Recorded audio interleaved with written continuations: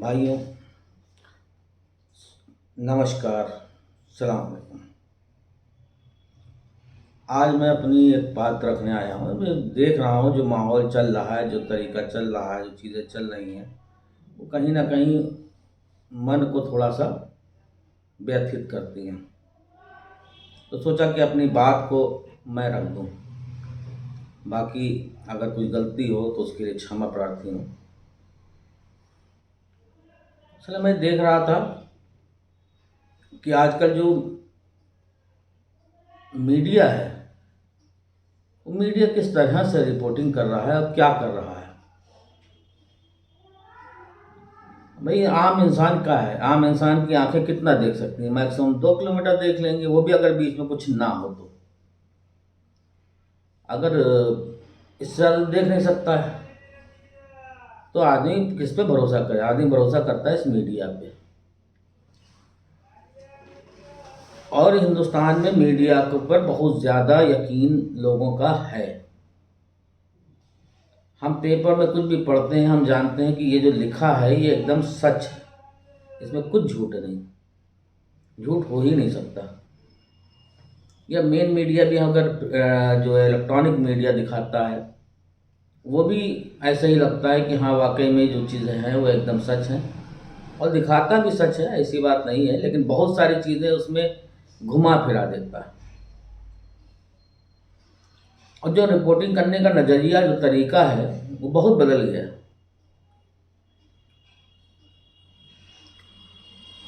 और जिसके लिए आज हम बहुत ही व्यथित हैं। और इसको समझना हो तो इसको समझने के लिए हम लोगों को थोड़ा पीछे जाना पड़ेगा, बैक।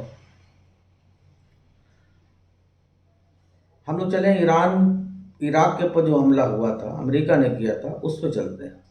उसमें अमेरिका ने एक इसी तरीके की मीडिया रिपोर्टिंग कराई थी, बनाई थी, जिसमें उसने लिखा बताया था कि इराक के पास बहुत सारे बम हैं, मिसाइलें हैं, पैट्रियाटिक मिसाइल, न जाने कौन कौन सी मिसाइल के नाम बताए गए थे।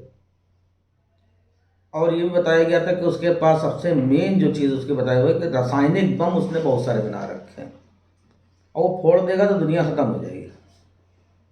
वो इस तरीके का एक माहौल पूरा बनाया गया। वो माहौल हमारे यहाँ भी मीडिया ने बनाया था।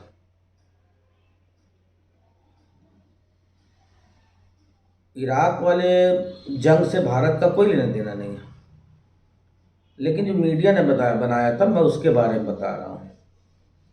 वो इसलिए खाली भारत में नहीं बनाया गया होगा, ये लगभग मेरे ख्याल में पूरी दुनिया में बनाया गया होगा, क्या ताकि अमेरिका ने इस तरीके से बनाया था ताकि लोगों को लगे कि हाँ, वाकई में जो अमेरिका कर रहा है वो एकदम सही कर रहा है, कहीं से कुछ गलती नहीं कर रहा। और उसका नतीजा ये हुआ कि इराक तबाह हो गया। इराक तबाह हो गया, बर्बाद हो गया। अमेरिका का जो मसला था वो अपना हल उन्हें निकल लिया, उनका तेल का खेल था वो हो गया। इराक में एक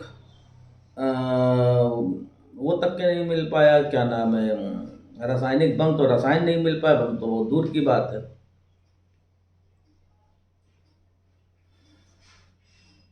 तो ये मीडिया की वजह से हुआ, इसमें दोषी मीडिया था। अगर मीडिया ने इस तरीके से ना बताई होती, सारी दोनों तरफ की बातें अगर बताई होती कि हाँ, उनकी भी बात करते कि हाँ, वाकई में उनके पास हैं या नहीं है, तो लोगों का दबाव सरकारों पे होता, अमेरिका पे होता, तो अमेरिका शायद हो सकता है इस तरीके की हरकतें ना कर पाता। ये उसने करी। अब उसके आगे आते हैं, ये तो हो गया है। वहाँ से इसने मीडिया ने, हमारी मीडिया ने सीख लिया कि कैसे तेल का खेल होता है, कैसे किसी को जो है आम जनता को किस तरीके से कंट्रोल किया जाए, वो सरकार के फैसलों के विरुद्ध न जा पाए, वो उसने सीख लिया। उसने जो है 2014 से पहले उसने क्या किया, एक सिस्टम बनाया।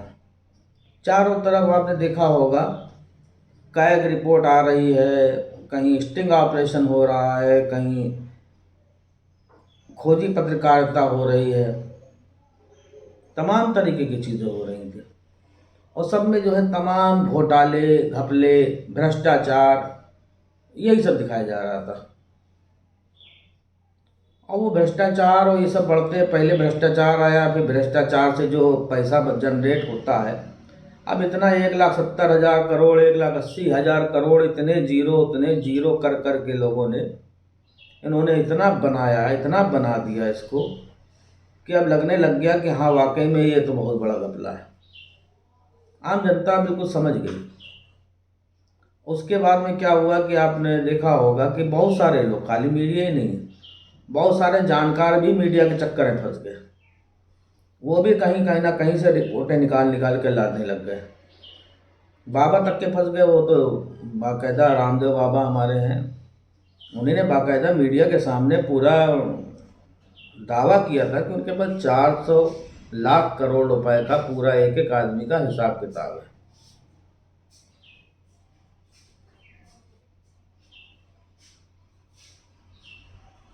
और उस काले धन का चक्कर में मीडिया ने ऐसा बनाया कि लोग तो फंसे ही फंसे। हम लोगों को क्या पता, बड़ी बड़ी पार्टियां फंस गई, बीजेपी भी उसी चक्कर में फंस गई। वो भी बताने लग गए लाखों करोड़ काला धन विदेश में है। उसके बाद सरकार भी पलट गई। कोई दिक्कत नहीं, ये सब चीज़ें होती रहती हैं, पर सरकारें बनती हैं, बदलती हैं, कोई दिक्कत नहीं। लेकिन उसमें एक बीजेपी फंस गई मीडिया के चक्कर में। विदेशों में कहीं पर काला धन मिला ही नहीं, ढूंढते रहे। जो मिल भी रहा वो इतना कम मिल रहा कि उसको बताने से कोई मतलब नहीं। अब क्या करें? तो उसको फ्रेम को घुमाया गया। घुमाने के लिए ये बताने लग गए कि उससे ज़्यादा काला धन हमारे देश में है। जितना तो विदेश में, उसका कई गुना ज़्यादा हमारे देश में भरा पड़ा है। फिर हमारी सरकार भी उसी भ्रम में फंस गई और अपनी बात को जस्टिफाई करने के लिए नोटबंदी कर डाली। चलो, नोटबंदी कर दी, कोई दिक्कत नहीं। मीडिया ने भी क्या किया, मीडिया भी समझ रही थी कि वो फंस रही है, तो उसने भी सरकार के साथ में लग करके लोगों को घुमाना शुरू कर दिया। नोटबंदी जैसे गलत फैसले को भी उसने सही बनाना शुरू कर दिया। उसको अमीर और गरीब से जोड़ दिया कि अमीरों की हालत खराब हो जाएगी, गरीब को पैसा मिलेगा, देश एकदम बदल जाएगा। एक आध तो मंत्री वगैरह जो है वहाँ पर क्लासेस चलाते थे टीवी पे, वो बताते थे 5 लाख करोड़, कभी 7 लाख करोड़ वापसी ही नहीं आएगा, और उससे हम ये योजनाएं चलाएंगे। और भी तमाम लोग, एक्सपर्ट लोग बड़ी बड़ी बातें करते थे। आखिर में हुआ क्या? सारा पैसा वापस आ गया, काला धन कहीं मिला नहीं, लोग जरूर बर्बाद हो गए। 150 लोग मर गए उसमें। उसके लिए जिम्मेदार कौन है? मीडिया ही है। मीडिया ने इस तरीके की अगर गलतफहमियां न फैलाई होती तो सरकार इस तरीके का जो है वो स्टेप न लेती, लेकिन सरकार ने ले लिया और लोग मरे। चलो कोई बात नहीं। उसके बाद में भी फिर उसको उन्हीं ने राष्ट्रवाद, धर्म इन सब से जोड़ करके हर कड़वा फैसला, कड़वा घूंट, इन सब से जोड़ करके उसको भी उन्हीं ने जस्टिफाई कर दिया। सरकार भी समझ बैठी कि हम जो करेंगे सब ठीक है, और मीडिया तो बताने के लिए है ही है। उसके सरकार अचानक जीएसटी बिना तैयारी के लिए आई है, उसमें तमाम लोग बर्बाद हो गए, बिजनेसमैन बर्बाद हो गए। उसको समझने में जीएसटी गलत नहीं था, लेकिन लाने का तरीका ही इतना गलत था कि लोग बर्बाद हो गए। अब इसमें जो है अभी एक करंट की रिपोर्ट है जिसमें 25-26 हज़ार लोग मर गए हैं जिन्होंने सुसाइड कर लिया है। उन्होंने ऐसे नहीं किया, पहले तो नोटबंदी में बर्बाद हुए, फिर जीएसटी में उनको और बर्बाद हुए, उसके बाद में ये कोरोना काल आ गया, तमाम और हो गए। तो 25-26 हज़ार लोग लगभग जो है सुसाइड कर लिए हैं बिजनेसमैन। ये छोटी गिनती नहीं है, बहुत बड़ी गिनती है। वो बिजनेसमैन थे जिनके पास अपना घर था, कार थी, गाड़ी थी, घोड़ा था, सारी चीज़ थी, लेकिन उनका ग्राफ जब नीचे आया वो परेशानी में उनका बिजनेस बैठ गया, तो वो बड़ा परेशानी होकर के मर गए। जैसे एक आध का वीडियो भी आया जिन्होंने कहा कि हाँ मैं बर्बाद हो गया, इस वजह से मैं सुसाइड कर रहा हूँ, मैं परिवार के कर लिया। इसकी भी जिम्मेदार मीडिया ही है, क्योंकि मीडिया ने सच नहीं बताया। मीडिया जो है, इसीलिए इसका नाम गोदी मीडिया पड़ा, और गोदी मीडिया बिल्कुल गलत नहीं पड़ा है, बिल्कुल सही पड़ा है। अब जीएसटी में लोग बर्बाद हो गए, कोई बात नहीं, चलो भाई और आगे आ जाओ।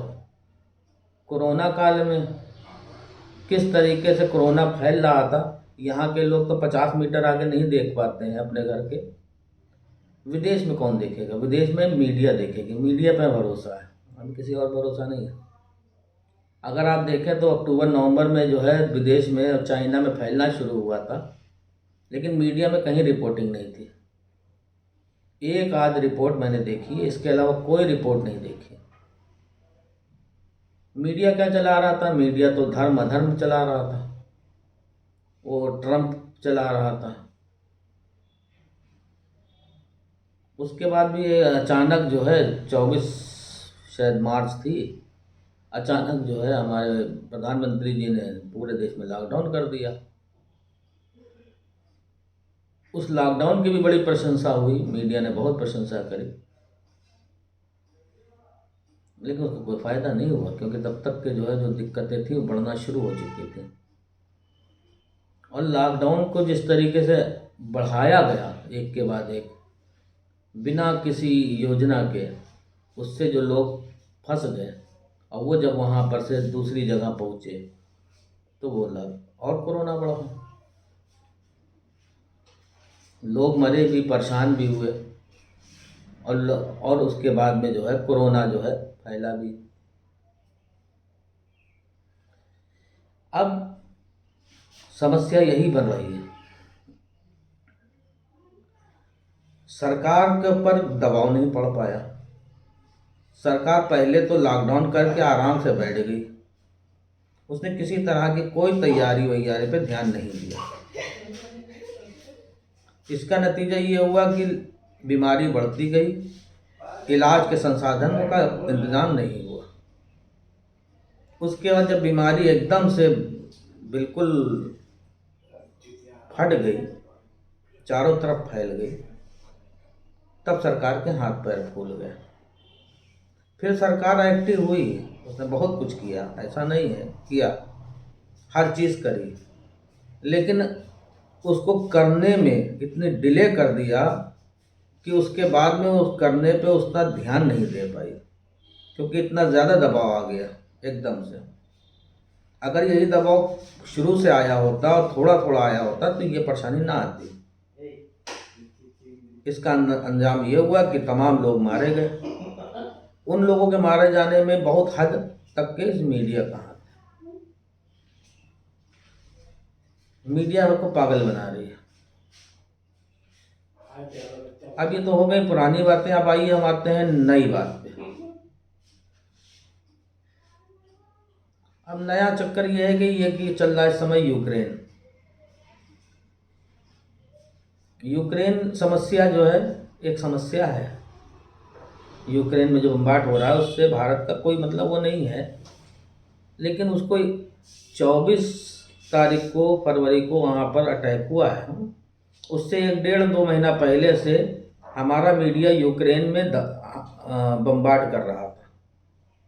वो जब देखो तब यूक्रेन के ऊपर बैठ करके तमाम डिबेट, तमाम एनालिसिस करा करते थे, आज हो जाएगा, आज हो जाएगा, आज हो जाएगा। फिर हमारी सरकार फंस गई उस समय, और बच्चे भी फंस गए।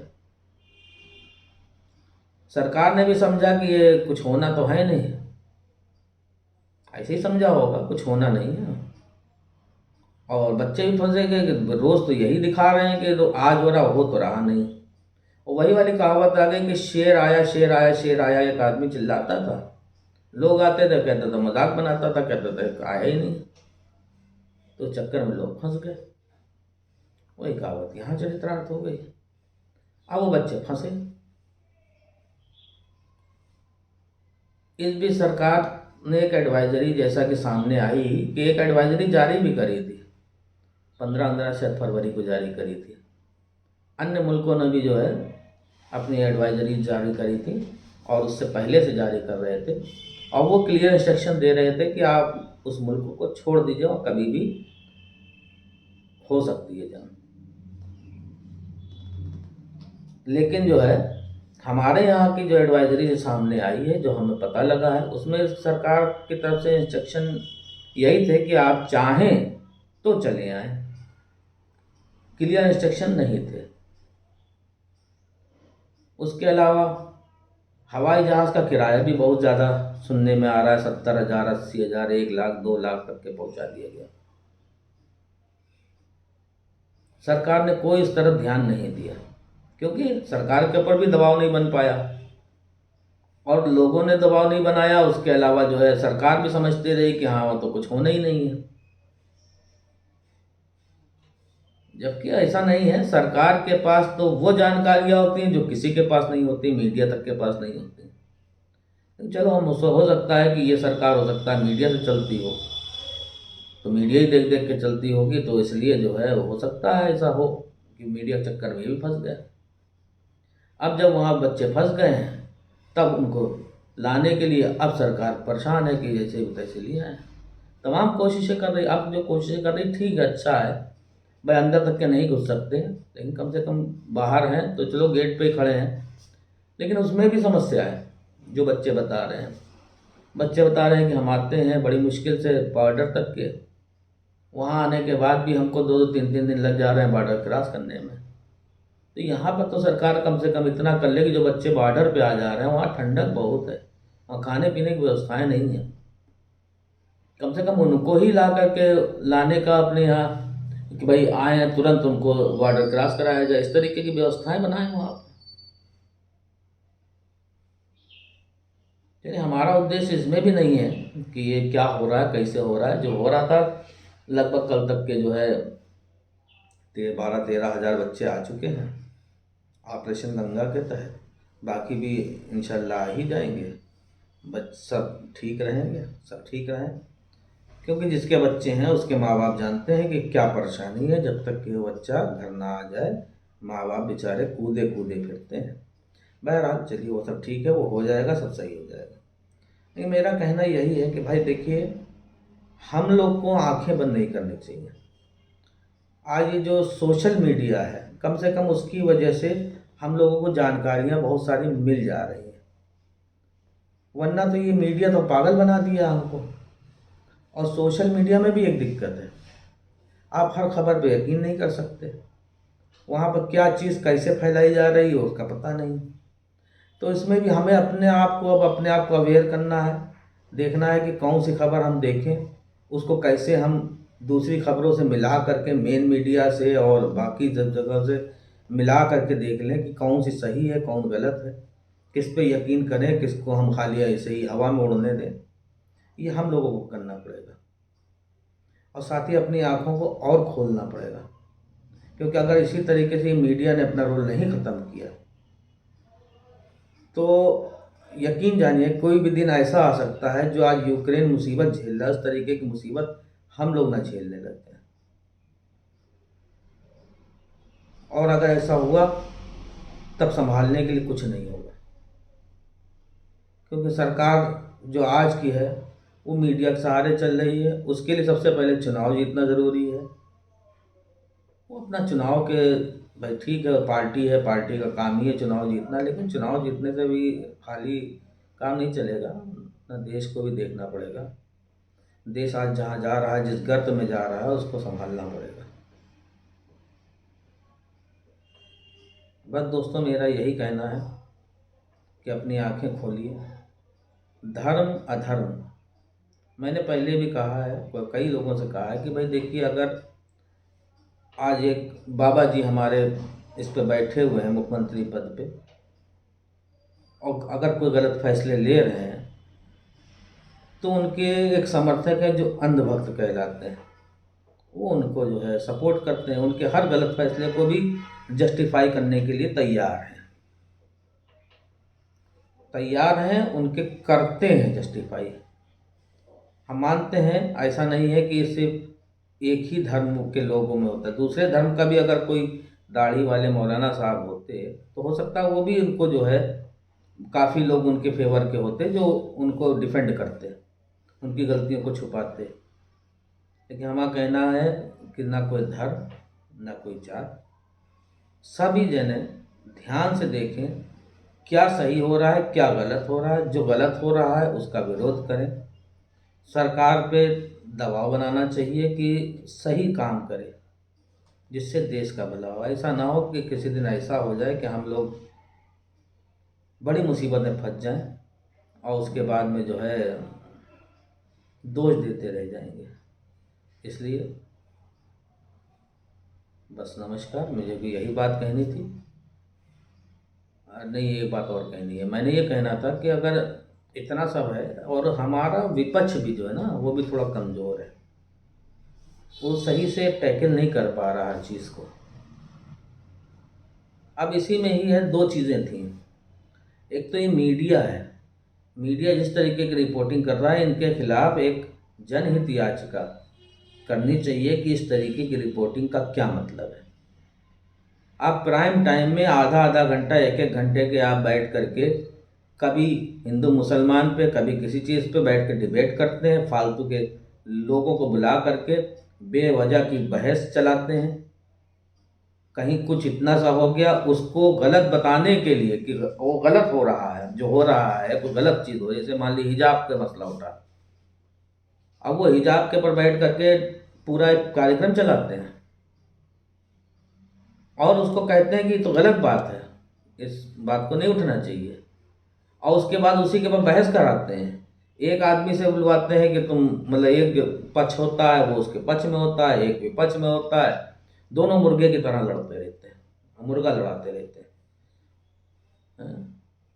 तो इनके ऊपर एक केस करना चाहिए कि इस तरीके की चीज़ें दिखाओगे। अब भाई हम ये थोड़ी कह रहे हैं यूक्रेन के बारे में आप न्यूज़ ना दिखाइए, न्यूज़ दिखाइए आप, न्यूज़ के बजाय आप उसके ऊपर एक उधर से आएंगे इधर से डालेंगे, इधर से मारेंगे, इधर से बैठा लेंगे वो एक कोई पुराने रिटायर्ड लोगों को हैं, वो बैठ के बताएंगे वो उधर से आना चाहिए था, उनको इधर से बचाना चाहिए था, उनको इधर कर देना चाहिए था। अरे भाई इन सबसे हमारे देश का भला नहीं होगा। हमें न्यूज़ बताओ कि हाँ वहाँ इस तरीके की जंग हो रही है, उसका ये इम्पैक्ट आ सकता है, ठीक है, ये न्यूज़ होती है। ये थोड़ी कि बैठ करके रोज़ाना हर वक्त उसी के ऊपर डिबेट, हर वक्त उसी पर डिबेट, 24 घंटा बस एक ही मसला पकड़ लेंगे और लोगों को उसके अंदर दिमागों के अंदर एकदम बिल्कुल पंक्चर कर दे रहे हैं।